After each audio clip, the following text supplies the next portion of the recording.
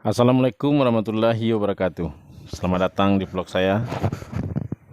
Mudah-mudahan hari ini kawan-kawan seiman dimanapun berada selalu dalam keadaan sehat, mendapatkan rezeki yang banyak, dan diselamatkan oleh Allah dari mara bahaya, dan dilancarkan segala urusannya. Alhamdulillah hari ini saya sudah mendapatkan lagi kesempatan untuk duduk di meja saya ini. Sudah beberapa hari ini tidak upload video lantaran ada kesibukan yang mendadak yang harus ditangani secara cepat gitu. Dan alhamdulillah sudah selesai. Dan hari ini saya mendapatkan kesempatan lagi untuk duduk di meja ini dan untuk melanjutkan tema pelajaran di video ini, membaca Iqra 1 sampai Iqra 6 khusus orang dewasa yang belum pandai membaca Al-Quran dan kepingin membaca Al-Quran. Auzubillahiminasyaitonirrajim. Bismillahirrahmanirrahim. Nikmat yang harus kita syukuri kepada Allah yang pertama sekali ketika kita bangun tidur itu bisanya bergerak seluruh tubuh kita. Jari jemari, jari kaki, jari tangan, mata, hidung, telinga, lidah, semuanya berfungsi dengan baik. Itulah yang harus pertama sekali kita ucapkan kepada Allah itu. Alhamdulillahirrabbilalamin. Hari ini semua anggota tubuh saya, mata dan semuanya sehat walafiat.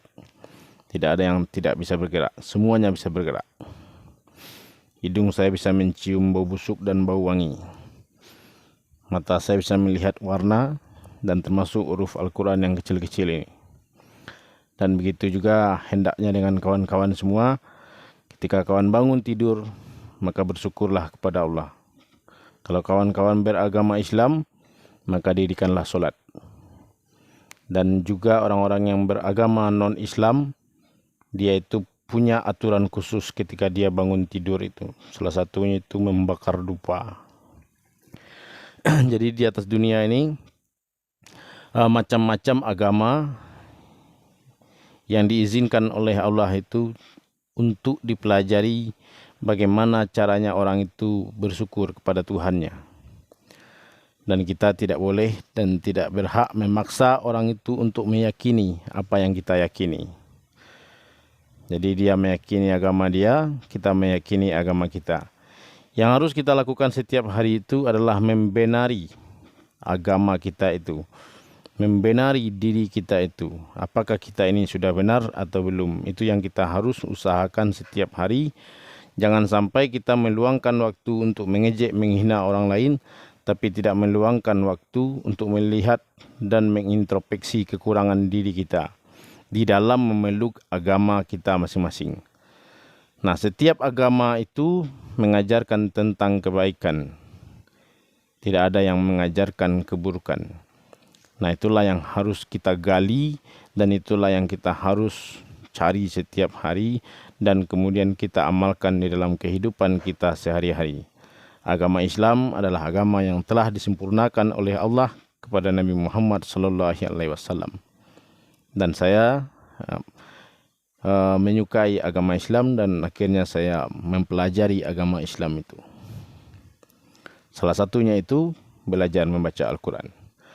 Oke kawan, itulah uraian singkat dari saya, mudah-mudahan bermanfaat. Auzubillahiminasyaitonirrajim. Bismillahirrahmanirrahim. Kita masuk huruf H. H orsinil. H yang agak tidak orsinil. Ini lebih tidak lagi. Dan ini tidak orsinil sama sekali. Maksudnya ini H besar ini bisa dirubah bentuk. Dan ini salah satu dari perubahannya itu 1, 2, 3, 4. Ini masih kelihatan aslinya. Kalau ini sudah kelihatan sebelah doang hanya. Sebelah doang yang diambil. Dan ini tidak ada sama sekali. Hanya bulatnya saja yang tinggal.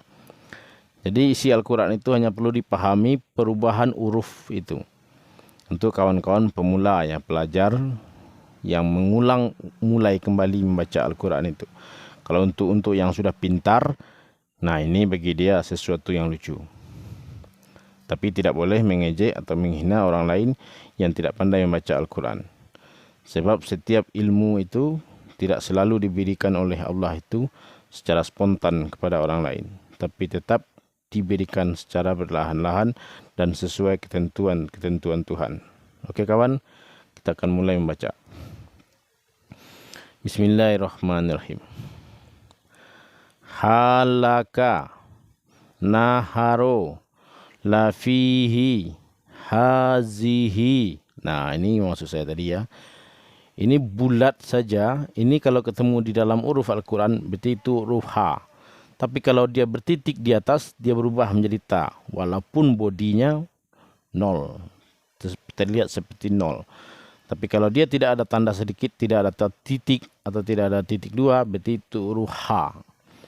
Di garis di bawah dibaca i, kalau di garis di atas dia dibaca ha. Hamaza syahida wabihi fakariha. Nah, ini yang saya maksud tadi. Ini ke bawah i dan ini ke atas a, ha. Ha besar ya. Dia kelihatan nol aja ini. Tapi ini huruf ha yang sudah dirubah bentuknya. Hazama fihima abihi ibadihi. Biar pelan asal benar. Oke. La azida fi jidiha bibalighihi bigolizi bidonini wajasadihi watoghina biyaminika mitsakihi. Nah, ini yang harus kawan perhatikan ini. Huruf mim yang letaknya tersembunyi di bawah. Nah, dia melengkung ke bawah ini berarti itu huruf mim. Kalau dia melengkung ke atas ini huruf ain atau ghain, tergantung dia bertitik atau tidak. Kalau dia bertitik itu huruf ghain, atau kalau tidak bertitik berarti huruf ain. Ke atas garisnya dibaca a dan dia garis di bawah dibaca i atau ri gitu. Nah, kalau mim itu lengkungnya ke bawah. Itu saja bedanya antara ain dengan mim. Oke kawan, kita lanjut halaman 11.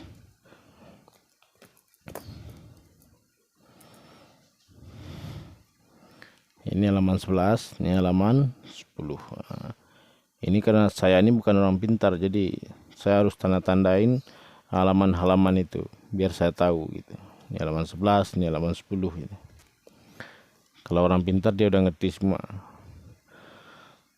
Tohirina kholidina hisabihi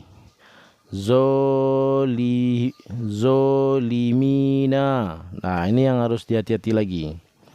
Ini di atasnya lam, di bawahnya mim. Nah, ini tidak kelihatan melengkung, tapi hanya terlihat menjorok sedikit ke kanan.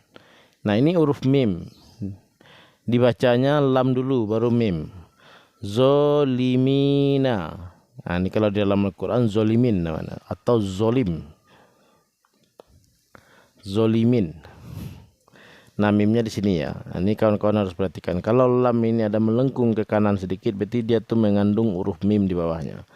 Zolimin, zolimina, sakifina, syahidihi, lahatifa, zakatika, azanihi,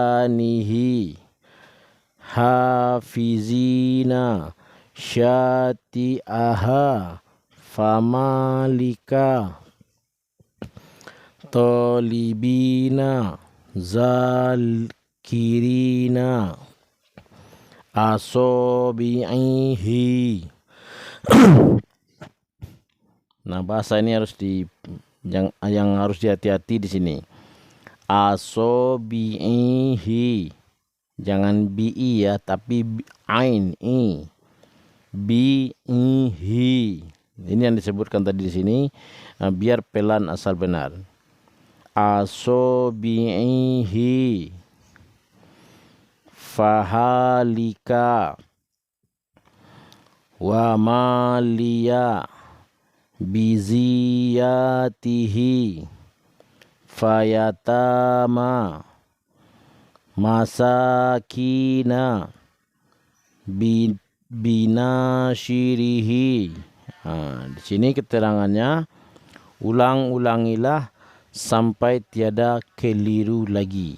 Nah, ini untuk kawan yang belajar Iqra, belajar membaca Al-Quran, tapi usia sudah senja. Nah, itu bahaya kalau ini diteruskan membaca sampai Iqra 6. Dikhawatirkan kawan belum sampai nanti di Iqra 6 sudah keburu meninggal dunia. Jadi di samping belajar Iqra itu, kawan beli Al-Quran yang ada terjemahannya. Nah, setelah membeli Al-Quran terjemahan ini kan kawan tidak pandai membaca Arabnya ini. Misalnya gini, nah ini kan kecil sekali tulisannya. Tu'ti ukulaha kullahinin biizni rabbiha. Nah, kalau kawan tidak pandai membaca hurufnya ini, Arabnya ini, kawan baca Latinnya. Ini bahasa Indonesia nih ya. Ini kalau kawan pandai membaca ya, tapi kalau nggak pandai membaca berarti tidak bisa ditolong. Cukup mendengar saja uraian-uraian saya ini. Tuti aku laha kullahinim biizni rabbiha wa yarribullahul amsala linnasi la'allahum yatazakkarun. Nah, yang penting itu bukan ininya kawan. Ininya yang penting, arti di bawahnya itu. Jadi Arabnya ini tidak pandai baca, ini baca Latinnya. Kalau pengen terdengar membaca Al-Quran. Nah, intinya yang benar itu di sini. Terjemahan atau tafsir atau translate bahasa Arab ke bahasa Indonesia. Ini artinya, pohon itu menghasilkan buahnya pada setiap waktu dengan seizin Tuhannya.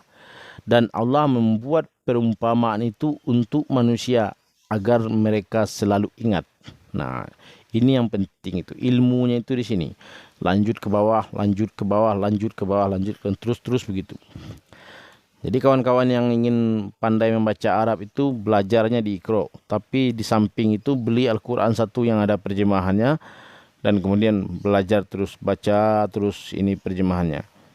Baca setiap hari 3 lembar, 4 lembar, terus baca setiap hari. Begitu.